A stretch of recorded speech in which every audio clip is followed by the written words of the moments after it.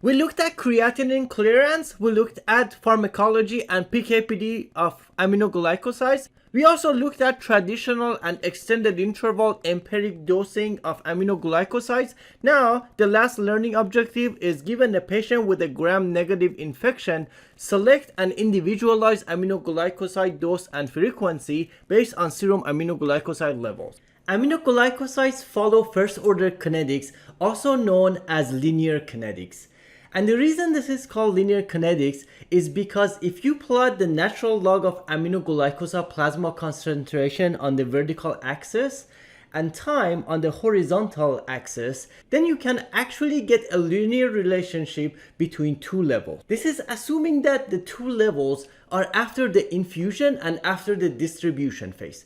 When you first start the infusion, the levels go up very quickly till the infusion is stopped. At this point, the concentration is at peak level, followed by a rapid drop in concentration for two reasons.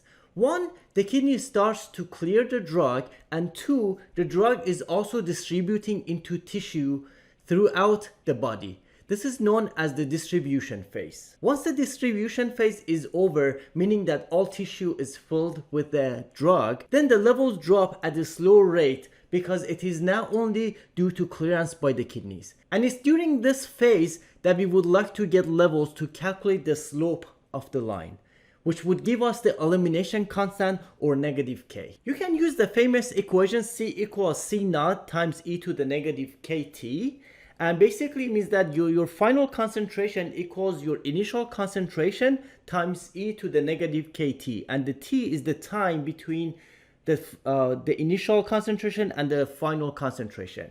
Another way of saying this is that C2 equals C1 times e to the negative kt. It's just a matter of how you label it. You can adjust the dose based on the measured peak and trough, or the two levels that you have, by calculating a patient-specific K.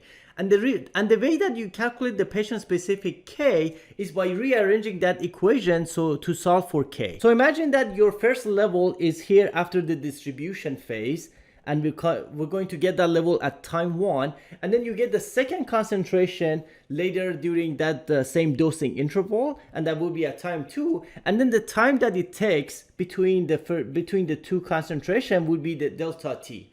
Or in other words, is T2 minus T1 will be delta T. And that is the T that goes into this equation. Now keep in mind that the first level, C1, it has to be at least 30 minutes after the end of infusion, because at the end of infusion you have your actual peak. But if you actually measure the peak at the end of your infusion, then you end up with the wrong slope. Because, for example, if you use this as your peak, and then with the C2 concentration, and you calculate the slope, you can see that the slope is very different. So it would falsely give the notion that the body is clearing the aminoglycoside very quickly. Similarly, if you measure the peak and use it with C1, you're going to get a very steep slope, which would give you a false notion that the body is clearing aminoglycoside very quickly, which is not true. So it's very important to get your levels at least 30 minutes after the end of infusion to make sure that it's outside of the distribution phase. Now, what's different about this K as opposed to the K that we calculated previously is that previously we used population data to estimate the K, so that's not very specific to the patient. But now, because we have two levels from the patient, this K is specific to the patient. So we call this individualized pharmacokinetics as opposed to population-based kinetics. Of course, if C1 and C2 are not true peak and trough, you can actually extrapolate. So you can say the equation is peak equals trough times e to the kt, or another way of saying it is trough equals peak times e to the negative kt. Again, these are all the same equation. It's just a matter of rearranging them to get what you're looking for. And of course, what you do with the K is to get the individualized volume of distribution. So the volume of distribution that we calculated previously was an estimate. But this time, since we have a specific K from the patient, we can actually calculate the actual volume of distribution in the patient. And what we do with the next is to calculate tau again. So now instead of the estimated K, we use the actual K that we calculated in the patient. So get the new tau. And then using the new tau and using the individualized K and the individualized volume of distribution, now we come up with a dose that's very accurate in the patient. Once we get the dose and tau, then we can actually verify to see if it's gonna give us, if the new dose and frequency is gonna give us the peak and trough that we want. So we can actually use this to estimate what peak we can expect from this dose and frequency.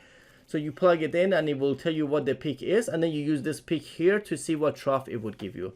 And that's how you verify to see if the dose and frequency that you're about to recommend is actually gonna give you to the goal peak and trough. We will do exercises in class to do some calculations.